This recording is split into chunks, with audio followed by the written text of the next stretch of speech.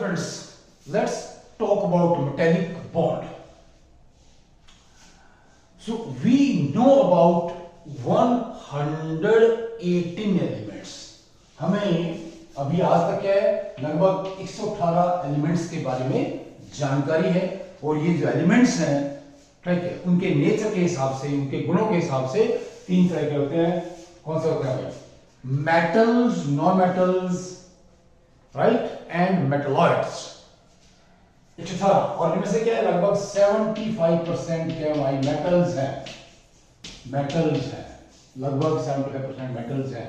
सारे जो 118 हैं उनमें से देखिए इधर हमारे पास क्या है, ये मेटल्स है लाइक सोडियम, पोटेशियम वगैरह. उधर से नॉन मेटल्स में कौन से हैं? Fluorine, right, fluorine, bromine. ये मतलब मेन एग्जांपल हम ले रहे हैं यहाँ पर. जब इनके बीच में बॉन्डिंग होगी, ऐसे इनके बीच में बॉन्डिंग होगी तो वो आयनिक बॉन्ड होता है. आयनिक बॉन्ड बनेगा यहाँ पर. Very very important. मतलब क्या है, ये इलेक्ट्रॉन देगा, खुद पॉजिटिव बन जाएगा, ये इलेक्ट्रॉन लेगा, नेगेटिव बन जाएगा. और सोडियम क्लोराइड जो सॉलिड है उसमें ये आयंस इकट्ठे हैं और इनको जोड़कर रखने वाली फोर्स का नाम क्या है? आयनिक बॉन्ड है. The force which keeps together Na positive and Cl negative ions in solid sodium chloride is known as ionic bond. दूसरा फिर क्या है, जब ये मिलेंगे, जब क्लोरीन को मिलेंगे, क्लोरीन, ठीक है, ये गैसियस मॉलिक्यूल बनेगा Cl2. क्या बनेगा भाई? ये Cl2. तो यहां पर जो एक इलेक्ट्रॉन इसका है, एक इसका है, ये बीच में इलेक्ट्रॉन पेयर है जो इन दोनों को जोड़ने का काम करता है. और ये जो बॉन्ड है इसका नाम है कोवेलेंट बॉन्ड. कौन सा बॉन्ड है भाई यहाँ पर? ये कोवेलेंट बॉन्ड. लेकिन जब मेटल्स के बहुत से एटम इकट्ठे होते हैं तो वहां पर, ठीक है, उन एटम्स को जोड़ने वाली फोर्स का नाम क्या है? Metallic bond. Metallic bond. इस तरह से हम कह सकते हैं. और भी बहुत से कई तरह की बॉन्डिंग है, लेकिन ये तीन जो बॉन्डिंग है बहुत ही इंपॉर्टेंट है. ठीक है, किसमें? मेटल्स, नॉन मेटल्स के बीच में आयनिक बॉन्ड बनेगा. ठीक है, नॉन मेटल्स बीच के बीच में क्या बनेगा? कोवेलेंट बॉन्ड बनेगा. जब मेटल्स खुद इकट्ठा होंगे उनको एटम्स के बीच में क्या है? मेटेलिक बॉन्ड बनेगा. तो मेटेलिक बॉन्ड को एक्सप्लेन करने के लिए हमारे पास दो थ्योरीज है, दो तरीके हैं. एक तो क्या भाई, इलेक्ट्रॉन सी मॉडल होता है. पहले किससे? Electron sea model. पहला मॉडल कौन सा है? Electron sea model. बहुत सिंपल सी बात है ये, कोई ज्यादा मुश्किल बात नहीं है. इसमें क्या होता है, देखिए मेटल्स के दो खास बात है. मेटल्स क्या भाई? पहली बात क्या है कि उनके न्यूक्लियस और वैलेंस इलेक्ट्रॉन्स के बीच में बहुत ही कम फोर्स ऑफ अट्रैक्शन है. क्या होगा भाई? ए मेटल्स में या कह लीजिए आयनेशन एनर्जी बहुत कम होती है. किसी मेटल के न्यूक्लियस और वैलेंस इलेक्ट्रॉन्स के बीच में बहुत ही कम फोर्स ऑफ अट्रैक्शन होती है, राइट. और मेटल्स क्या है, बाहर से इलेक्ट्रॉन्स, एक्स्ट्रा इलेक्ट्रॉन नहीं लेना चाहते, नहीं लेते.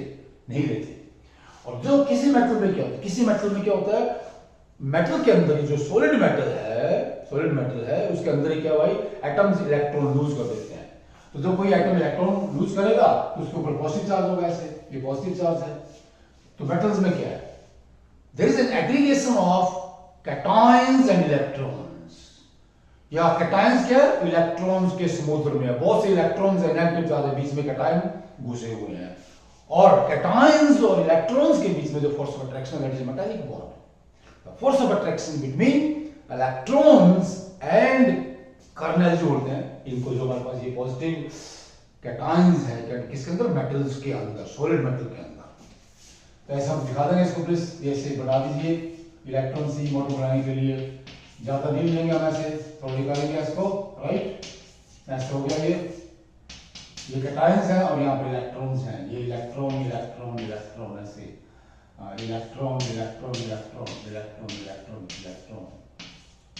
इलेक्ट्रॉन. मतलब ये हो गया इलेक्ट्रॉन सी हो गया. ये इलेक्ट्रॉन और इलेक्ट्रॉन ऐसे. अब देखिए इस कैटायन के चारों ओर ऐसे गया, ये इलेक्ट्रॉन हो गया. ये देखिए प्लीज. तो इनके बीच में जो फोर्स ऑफ अट्रैक्शन है वो क्या है? मेटेलिक बॉन्ड है. तो इस तरह की जो मेटेलिक बॉन्ड को एक्सप्लेन करने की थ्योरी है उसे क्या बोलता हूं? इलेक्ट्रॉन सी मॉडल कहते हैं. Electron sea model. तो there is a strong force of attraction, electrons and kernel. और वाइस वर्सा, कि हमारे पास देखिए ये हमने क्या है इसके चारों दिखा दिया, एक इलेक्ट्रॉन है इसमें, देखिए कैटायंस होंगे बहुत से यहाँ पर, राइट, इसके चारों भी एक इलेक्ट्रॉन। इस तरह से हम कह सकते हैं कि there is a very strong force of attraction between, that's why metals are solid, solid है वो।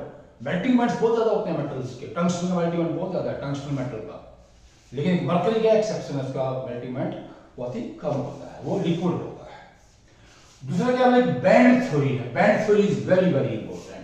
बैंड थ्योरी में क्या होता है कि उसमें जब मेटल एटम्स इकट्ठा होते हैं, बहुत बड़ी संख्या में एटॉमिक ऑर्बिटल जब इकट्ठा होती हैं, तो वहां पर क्या है, दो तरह की मॉलिक्यूलर ऑर्बिटल्स बन जाती हैं। एक वो मॉलिक्यूलर ऑर्बिटल्स होंगी जिनमें इलेक्ट्रॉन्स होंगे, राइट, वो मेटल्स को स्टेबल बनाएंगी, राइट, उनकी एनर्जी कम होगी, क्योंकि जब बॉन्डिंग होती है उसमें एनर्जी घट जाती है।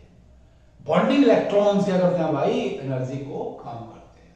तो जो खाली ऑर्बिटल बनेंगी बहुत ज्यादा संख्या में, किसमें भाई, मेटल्स के अंदर, बैंड थ्योरी के अनुसार, बैंड थ्योरी के अनुसार। तो दूसरा मार्क क्या बोलेंगे भाई, बैंड थ्योरी।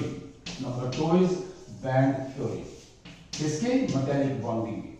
बहुत सिंपल से बात है, कोई मुश्किल बात नहीं है। लीजिए इसका एग्जांपल हम लेंगे, जैसे हम यहाँ पर दिखा दें ये कि यहाँ पर ये लिथियम हमारे पास है भाई, लिथियम, ये एनर्जी है ऊपर, ऐसा एनर्जी बढ़ रही है। अकेला लिथियम एटम है एक अकेला, इसमें क्या है, 3 इलेक्ट्रॉन होते हैं इसमें, 1s2, इसका इलेक्ट्रॉनिक कॉन्फ़िगरेशन क्या है, 1s2 2s1, तो एक वैलेंस इलेक्ट्रॉन है इसके अंदर।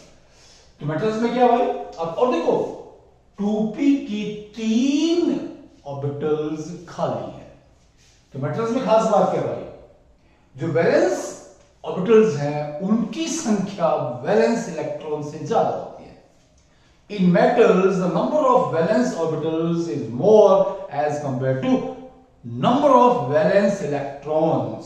इसमें देख लीजिए, हम कह रहे हैं कि जो सेकंड एनर्जी लेवल है उसमें 4 ऑर्बिटल्स है, एक 2s और 2 क्या 2p, सॉरी 3 क्या होंगी 2p ऑर्बिटल्स होंगे। तो 4 यहां पर क्या है, वैलेंस ऑर्बिटल्स हैं, एक इलेक्ट्रॉन है, क्लियर। तो यहां पर हम दिखा देंगे इसकी इलेक्ट्रॉन यहां पर आ गए, एक ही ऑर्बिटल है ऐसे अकेले में, ये इलेक्ट्रॉन इसका है।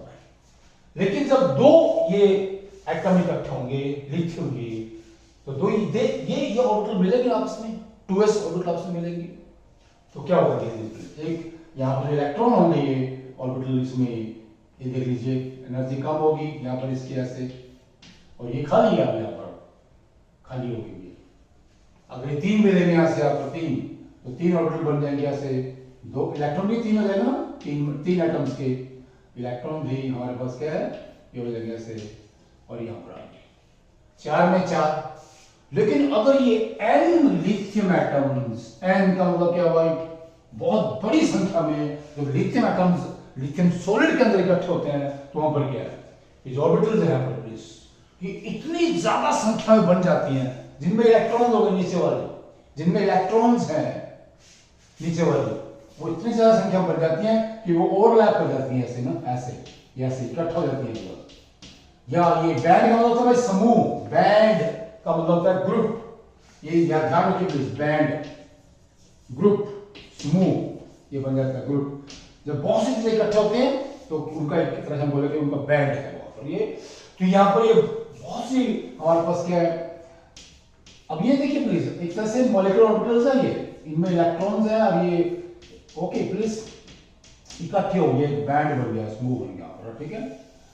और यहाँ पर ऊपर भी ऑर्बिटल है बहुत सी, यहाँ पर ये देख लीजिए यहाँ पर ऐसे, ये यहाँ पर मान लीजिए इधर है, और ये सारी खाली है अभी ना, ये तो खाली होती है जिनमें बहुत कम इलेक्ट्रॉन होते हैं। तो यहाँ पर जो जिनकी एनर्जी यहाँ पर क्या बहुत ज्यादा है, यहाँ पर ये हमारे पास नीचे आ गया है, ये नीचे जो हमारे पास ऑर्बिटल है यहाँ पर ये बहुत ज्यादा संख्या में क्या है, n लिथियम एटम्स, और n ही वहां पर क्या है ऑर्बिटल्स बनेंगी, मॉलिक्यूलर ऑर्बिटल होंगे, क्योंकि बहुत से लिथियम होंगे। इस तरह से ये जब 2 या 2 से ज्यादा एटम्स इकट्ठे हों तो वहां पर क्या है मॉलिक्यूल बन जाते हैं। लेकिन मेटल्स में ऐसा नहीं होता, हालांकि सॉलिड मेटल में बहुत से एटम्स इकट्ठे होते हैं। मेटल्स क्या मोस्टली वो एटॉमिक सब्सटेंस है, लेकिन फिर वहां पर क्या है जो मॉलिक्यूलर ऑर्बिटल थ्योरी कहते हैं कि बहुत सी मॉलिक्यूलर ऑर्बिटल बन जाती हैं, जिनमें इलेक्ट्रॉन्स है यहाँ पर, इनमें क्या बोलेंगे, ये इसको बोलेंगे जहां पर इलेक्ट्रॉन है ना, इसको बोलेंगे वैलेंस बैंड। वैलेंस, यहाँ पे इलेक्ट्रॉन्स है और वो बॉन्डियां काम करते हैं। ये खाली है, यहाँ पे क्या है, अगर यहाँ पे इलेक्ट्रॉन कोई होगा एक, वो क्या होगा, अनपेड होगा और वो फ्री होगा, और वो क्या है, मेटल को क्या बना देगा, गुड कंडक्टर बना देगा। इसलिए इसको बोलते हैं कंडक्शन बैंड। कंडक्शन बैंड बोलेंगे। यहाँ पे ऊपर बैंड मतलब क्या है, ऑर्बिटल्स का ग्रुप जो ऑलमोस्ट क्या है, ओवरलैप कर रही है, एक दूसरे के ऊपर चढ़ी हुई है, बोला ठीक है, उनमें गैप ही नहीं है बीच में बहुत ज्यादा, जैसे हमारी उंगली, मेरी उंगली ना ऐसे मिली हुई है ना, ठीक है, ये क्या है, it is A band of 4 fingers. क्या है ये, 4 फिंगर्स का एक बैंड है, समूह है 4 उंगलियों का ऐसे। इस तरह से ऑर्बिटल्स भी है वापस में ना, ठीक है। नीचे वाले में क्या है, यहाँ पे इलेक्ट्रॉन्स हो गए, राइट। हमने कहा था कि एन इलेक्ट्रॉन्स है यहाँ पर, एन, और ये यहाँ पर क्या है, बॉन्ड बना रहे हैं, प्लीज देख लीजिए प्लीज, बॉन्ड को क्या है, ये इकट्ठे यहाँ पर, ये जो 3 हमने एग्जांपल लिया था, तो ये क्या है, वैलेंस इलेक्ट्रॉन्स यहाँ पर है। तो एक तरह से क्या है, जिन मल्टी ऑर्बिटल्स में जो इकट्ठी है यहाँ पर, जो नीचे बनी है ये इलेक्ट्रॉन्स हैं, वो बॉन्डियां काम कर रहे हैं, तो क्या है वो, इसलिए उसको वो वैलेंस बैंड है। वो यहाँ पर ये खाली है, अगर कोई इलेक्ट्रॉन जब करके यहाँ पे आ जाएगा, वो अकेले होंगे अलग अलग ऑर्बिटल में, ठीक है, अलग अलग ऑर्बिटल में एक एक होंगे, वो फ्री होंगे, घूम सकते हैं, और वो क्या है, मेटल को क्या है, they turn the metal into a good conductor of heat and electricity. अब देखिए बैंड थ्योरी क्या करती है, मेटल्स मेटेलिक बिहेवियर या कंडक्शन को एक्सप्लेन करती है, या इंसुलेशन को एक्सप्लेन करती है, या सेमीकंडक्शन को। मेटल्स में क्या है, इन दोनों के बीच में एनर्जी गैप बहुत ही कम होता है, ऑलमोस्ट कई बार ये ओवरलैप होती है। ये जो हमारे पास क्या है, कौन सी, कंडक्शन बैंड के ऑर्बिटल्स है और वैलेंस बैंड के ऑर्बिटल्स है।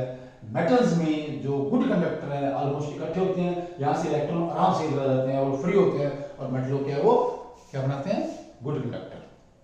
लेकिन जो हमारे पास क्या होते हैं, सेमीकंडक्टर होते हैं, उनमें गैप होता है, मुश्किल से इलेक्ट्रॉन यहाँ पर आ पाता है, मुश्किल से आ पाएगा, और जो फ्री इलेक्ट्रॉन्स हैं उनकी संख्या बहुत ही कम होती है, वेरी पुअर। इसलिए क्या है, जो सेमीकंडक्टर्स हैं उनकी कंडक्टिविटी बहुत ही पुअर होती है, मेटल से बहुत ही कम होती है। मेटल से जैसे हमारे पास क्या, जर्मेनियम है, सिलिकॉन है, और मेटल्स में कौन सा, हमने एग्जांपल लेंगे कॉपर, लिथियम, इनकी कंडक्शन बहुत ज्यादा है। अब देखिए कार्बन डायमंड में क्या होता है भाई, वो इंसुलेटर है, बैड कंडक्टर है बिल्कुल।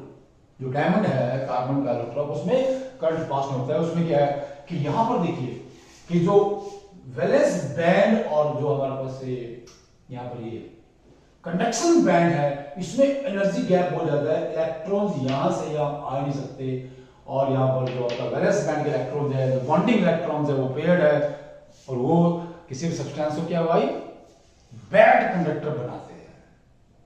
फ्री इलेक्ट्रॉन्स, जब एक इलेक्ट्रॉन अकेला होगा, ओके, वो क्या करेगा भाई, it can carry charge, it carries negative charge, and it makes the substance conductor. Very very important. जो अकेला मोबाइल, अकेला मतलब यानी वो सॉलिड में अकेला ही होता है, क्योंकि अलग बहुत से और एटम्स है, उतने फ्री इलेक्ट्रॉन होंगे। अगर एक एटम एक इलेक्ट्रॉन छोड़ता है तो उसमें क्या है, अरबों खरबों एटम्स है। अगर 1 ग्राम भी कोई मेटल है तो उसमें क्या होगा, अरबों खरबों, हम कैलकुलेट कर सकते हैं, वो एक अलग बात है। वो फ्री इलेक्ट्रॉन उसको कंडक्शन प्रॉपर्टी प्रोवाइड करते हैं।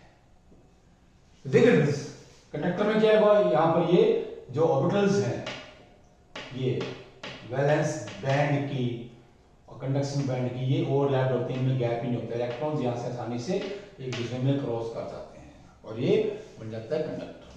और जो हमारे पास सेमीकंडक्टर्स हैं, उनमें एनर्जी गैप होता है, लेकिन इतना होता है कि बहुत कम इलेक्ट्रॉन इधर से इधर आ पाते हैं, और इनकी कंडक्टिविटी काफी कम होती है। और जो इंसुलेटर्स हैं, बैड कंडक्टर्स हैं, डायमंड हमारे पास है, उसमें ये गैप बहुत ज्यादा होता है, दोनों क्या बैंड्स के बीच में, and it becomes bad conductor. So okay, this is